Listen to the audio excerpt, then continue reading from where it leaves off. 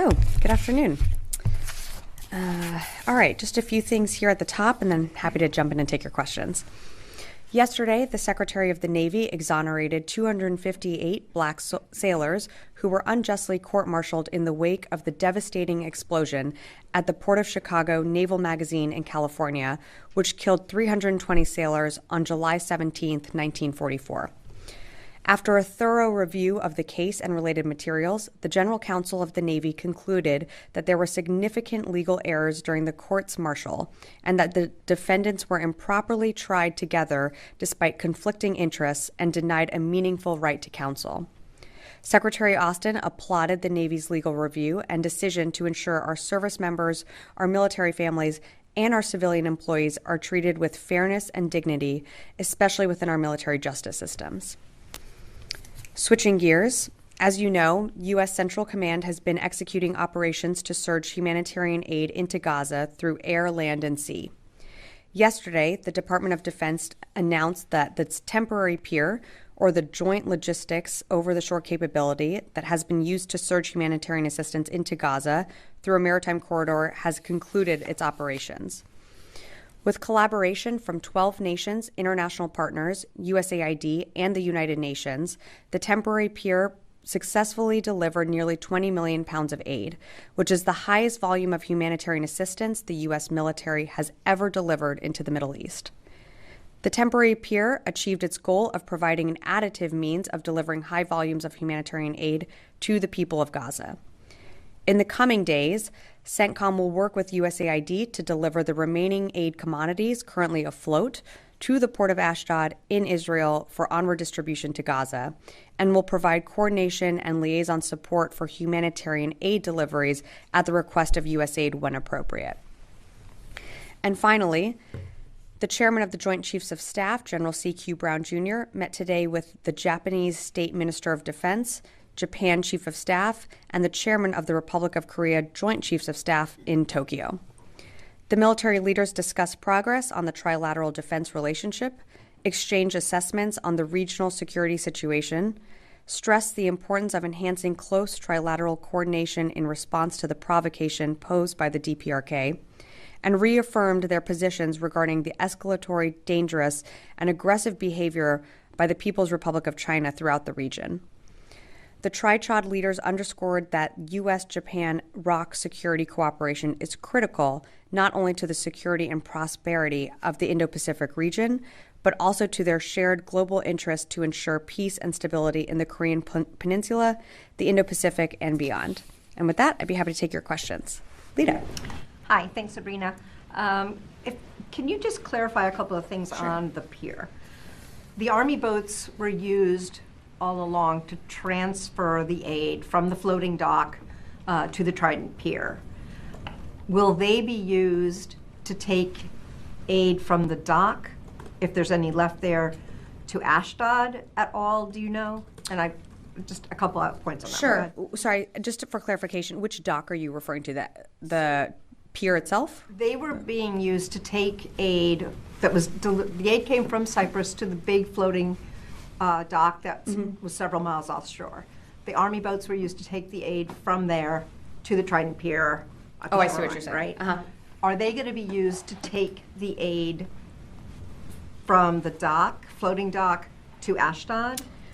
I believe, from my understanding, it's the aid that's on our ships right now will just be offloaded in Ashdod and then driven by contracted drivers or drivers that the WFP have identified into Israel. I'm not aware that those Army boats will have a role in that because the aid is already on the ships that would then pull into Ashdod and have it be directly transloaded. And are these largely the DOT and commercial ships, or are these also Navy ships? It's my understanding that these are U.S. military ships that are that have the aid.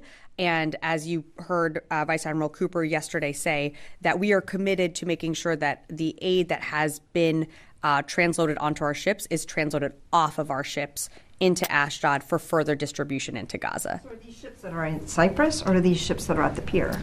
I believe these are ships that are making its way or already at the pier. Look, this is ongoing moving. I believe also there's a few million pounds of aid that are on each of our vessels that need to be transloaded off. So it's going to take some time. We're committed to doing that, but how we do that, for more specifics, I direct you to CENTCOM just for more specifics if you want like specific ships, but we're just committed to making sure that aid gets to Gaza. Okay. And is that all in addition to the 5 million pounds of aid that Admiral Cooper yesterday said was still in Cyprus? I believe what Admiral Cooper was referring to is there's 5 million pounds of aid total between Cyprus and on the ships that will get moved through the Ashdod corridor down into Gaza. So it's a total figure. Last question. Sure. Will the military be involved at all in what is the future plan now to deliver aid from Cyprus to directly to the Ashdod pier and then from the pier into Gaza? Will the military have a role in that other than the coordination cell? Our role will mainly shift to an advisory role. In the immediate future, we're going to maintain some coordination elements that have been in place, such as the coordination cell that is in Cyprus and in Israel. We want to make sure that aid is going to continue to flow into Gaza. But this new route that aid flows through Ashdod will ultimately be managed by USAID and other humanitarian organizations. So I'd include the World Food Program in that as well. Okay, so then the coordination cell participation goes right away? now, the coordination cell is still stood up and will remain in place for for a short time in the immediate. But we are working to ensure that all the aid gets into Gaza, and in order to do that, from what's on our ships and what's still at Cyprus, that coordination cell is still stood up. Yes. Thank you. So I have a couple on Ukraine, then one on the Gaza pier following. Sure. So we heard Republican Vice President nominee Mr. Vance has repeatedly argued against military aid to Ukraine, and he said that the U.S., I quote, lacks the capacity to manufacture the amount of weapons Ukraine needs to win the war, in particular 1 and 55 millimeter shells and Patriot interceptors. What can you say to that? So as you can appreciate, not going to comment on political speeches or the campaign, but I think what you've seen from this department and from this administration is a commitment to Ukraine for as long as it takes. And that's what we're focused on. I think it's important to remember, too, that under this administration, we've invigorated our defense industrial base, and we are creating jobs right here at home when it comes to manufacturing 155 millimeter rounds and other capabilities that are not only enhancing our defense industrial base, but helping the Ukrainians. I also would push back on the notion that Ukraine can't win this war. We have seen them be incredibly successful on the battlefield. They continue to dig in and push the Russians back. This was never going to be over in a day. This is going to take time, and it has taken time, and it's going to continue to take time. And the support that Ukraine has garnered from all around the world, I think, is a true testament to the United States' also commitment to them. So appreciate the question, but I can only really speak to what the department is doing and what we're committed to doing. Right. Sabrina, can you do you have a breakdown of how much funding has been allocated from this latest supplemental for military aid packages to Ukraine, and how much is still left? I don't have a breakdown on from allocations of different PDA packages from the supplemental when it was last authorized. I mean, we've put out a press release every time we've authorized a drawdown package or a USAI. So I just encourage you to look back on what we have announced. I just don't have that breakdown by package in front of me. Latest on the Gaza pier. Sure. So what ultimately led to the decision to dismantle the pier before all aid from Cyprus arrived in Gaza? And is there a final cost for the Gaza pier? Because we heard Vice Admiral Cooper said it came under other cost. Yeah, so I'll take the cost first and then can address your other question. In terms of the cost, we're still doing our assessments, so we'll have more to share with you in hopefully the following days and weeks. We do expect it to come a little under budget, but we'll keep you updated. I just don't have a final number on that. In terms of why, again, as we've always said from the beginning, we always said this was going to be a temporary measure that was put into place. We are certainly aware, and as you have reported on, some of the weather conditions and environmental factors that have faced the pier. We know that sea states were going to get worse as the summer progressed. That is something that was always known.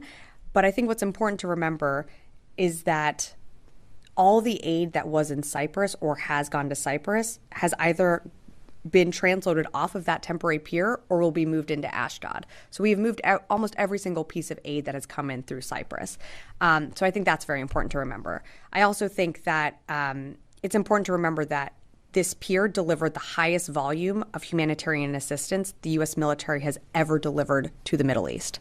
So I know there have been criticisms, and I know from some people here in this room, and I know that there have been some setbacks when it has come to the pier. But at the end of the day, we delivered nearly 20 million pounds of aid, and I think that is a real testament to the commitment of our personnel at CENTCOM, and the commitment to also ensuring that other avenues opened up, such as the Ashdod corridor. Natasha. Thanks, Sabrina. So just one clarifying question. So yesterday, Admiral Cooper, he told reporters that, at least for the near term, quote, we expect to use the same vessels that have been transporting aid from Cyprus to the pier, now using those same vessels transporting aid from Cyprus to Ashdod. Yeah. But you said a few minutes ago, I think, that it would be mostly an advisory role. So which is it? Is it an advisory role, or is it actually the military transporting this aid, continuing transporting the aid from Cyprus to Ashdod now? So once we complete the transfer of aid of the, I think Admiral Cooper mentioned about 5 million pounds of aid still needs to be loaded off of our ships. That's when our role will transition into more of an advisory role, but we have to complete that transfer of aid. So it's not like the aid is going to sit on our ships and all of a sudden it's not going to move off or go anywhere. We're going to help, of course, with offloading it into Ashdod. And then once that aid moves off into Ashdod and moves into Gaza, this is going to be a mission that transitions into a next phase, which will be managed by USAID and other partners. Okay, thanks. Yeah, Liz. Thanks. Earlier this week, there was some reporting that Al-Assad Air Base in Iraq was targeted by some Iranian proxy drones. Do you have any details of what happened, how many were shot down? Yeah, thanks, Liz, for the question. So that's correct. On July 16th, 2 one-way attack UAS systems attacked U.S. and coalition forces at Al-Assad Air Base in Iraq. One system was successfully destroyed and one impacted the base, but it caused minimal damage. Yeah. Konstantin. Thanks. So the National Guard Bureau Chief, General Hokanson, is retiring in 2 weeks, I believe. A replacement for him has not been announced. Has the Pentagon sent a recommendation or a name to the White House? Yeah, so as you know, all nominations and announcements will come from the White House. I don't have anything to read out today and certainly wouldn't get into conversations that we're having with the White House. But when we have that announcement ready to be made, it will be public. I mean, it looks like we're setting up a situation where there's basically not going to be a transition period between Hokanson and whoever replaces him. Is there any concern from the Pentagon that there's not a replacement ready to go? Again, no, there is not. Yes, Charlie. Sabrina, forgive me this question. Is there any reaction from Defense Secretary Austin after President Biden appeared to blank his name in a recent interview? I've seen that clip, and I will say that I would urge you to look at the full context of the clip as he was answering a question, I believe, more about the administration more broadly, but would refer you to the White House for more of his comments. The secretary has absolute confidence in the president. He was just with the president for at least 2 days at the NATO summit, spent many, many hours with him in bilateral meetings, was there for his press conference. He has absolute confidence in the president. But no reaction from this specific interview? No reaction from the specific interview other than that he has absolute confidence in the president. Thank you. Yeah, yes. Thank you, Sabrina. Recently, UNRWA has been announced that 5 of their schools in Gaza has been targeted by the Israeli military in the last 10 days. And these schools were using as refugee camps. So these strikes came despite of calls from the Secretary Austin to his Israeli counterpart to take all necessary steps to minimize civilian harm. Do you believe that the Israeli take this warning seriously? And what do you say about that? So I haven't seen, and I apologize, I haven't seen the exact reports that you're referencing. We do believe that the Israelis do take our concerns seriously. civilian casualties and the need to reduce civilian casualties is a topic of conversation on almost every single call that the Secretary has done with Minister Gallant, and that continues not just at his level, but at other levels throughout this building and the interagency.